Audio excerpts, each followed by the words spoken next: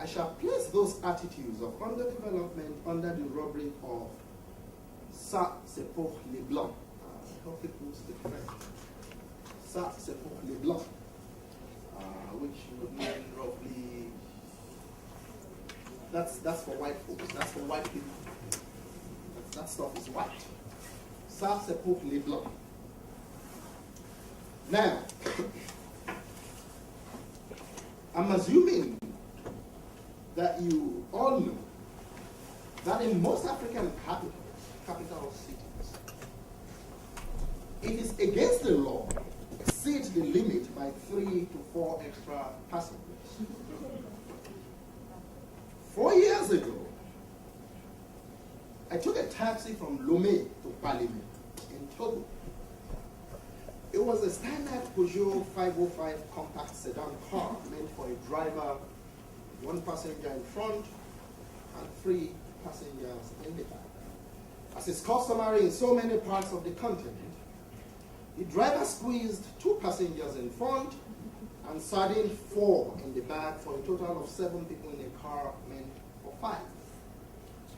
When I drew attention to this, the driver laughed heartily and gave me a long paternalistic lecture that ended in the expression, "Mon frère, ça c'est pour les blancs." Those standards are for white people.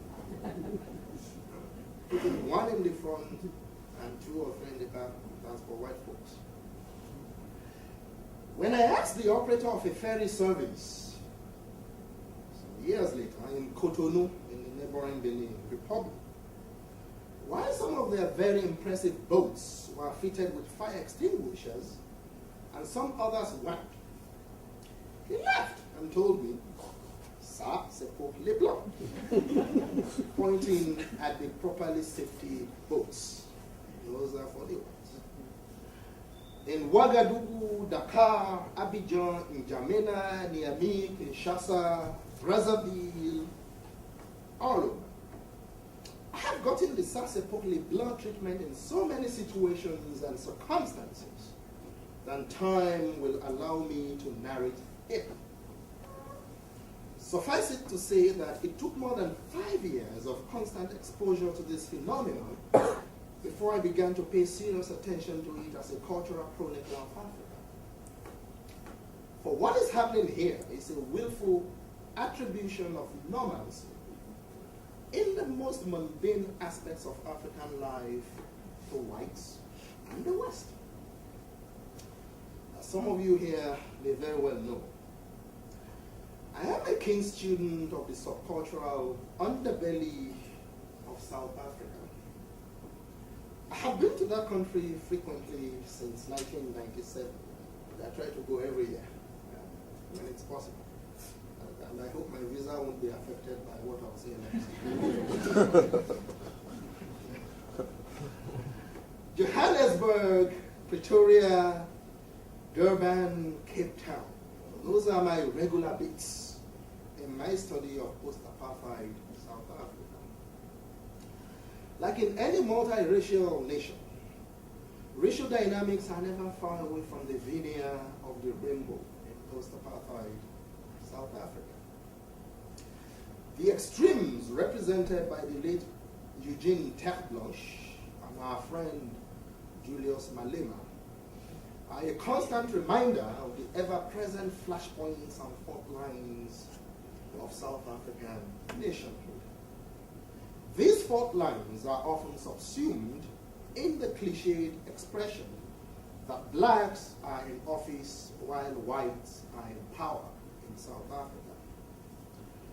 These have implications at the material level, especially in terms of the politics and the atmospherics of development and the attendant geographies in South Africa. Like the United States, South Africa is 2 different planets separated by wealth along the color line. But whenever I'm in South Africa, and then people like me who are always taken there by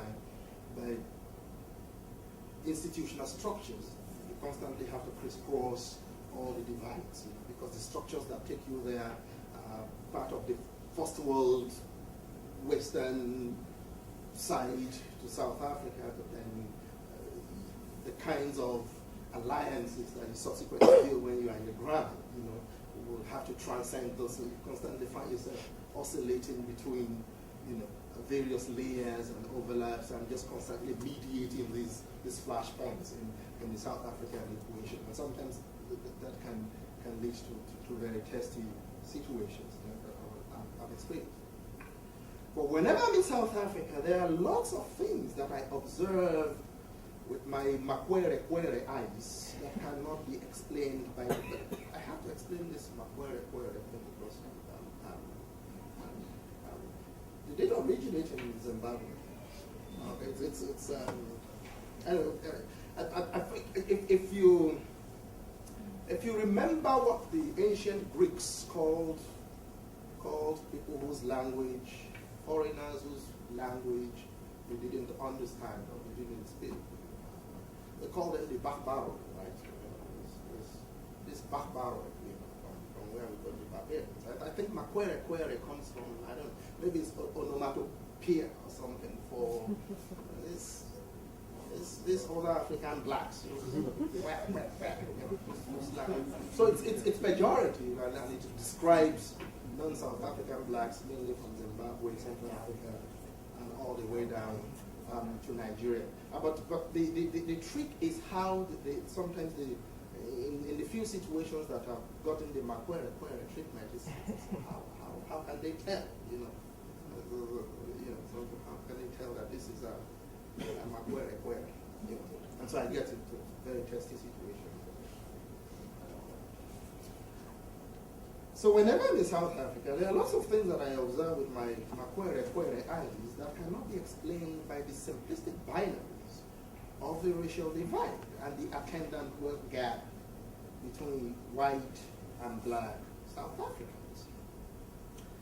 I have told too many of my black South African friends, and I'm just saying this as an outsider, and we'll get into these arguments because if you go in and out the way I tend to do when I trip to South Africa, places I tend to visit, when I started going, it's like 1 year I'm here,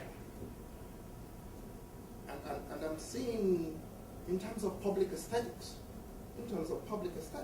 maybe I'm on Bree Street, I'm on Fox Street, you know, I'm in downtown Johannesburg, anywhere but Rosebank, you know, because I would live in Rosebank, so I don't want to be, sometimes the politics of it all, I don't want to be associated with Rosebank, because that's where I live, and that's too elitist, right? And so I tend to kill that aspect. But then, you can't help but you can empirically measure certain areas of deterioration in public infrastructure. So I saw a flower bed, I'm not making it up. I saw a flower bed here last year. You know, what happened? This man is pissing on this place. 2 years ago, I saw a lawn here. Am I making this up? What is going on? So it's like I'm groping and measuring empirical, measurable deterioration or regression, you know. And sometimes it happens in very difficult racial situations where, you know, there was one day I was taking a stroll in some areas downtown Johannesburg, and, you know, I was lambasted by some Cape Town professors for writing this subsequently in Pambazuka, you know, and the two of us were Nigerian professors, and we were saying things that you couldn't say out loud, you know, because we were wondering,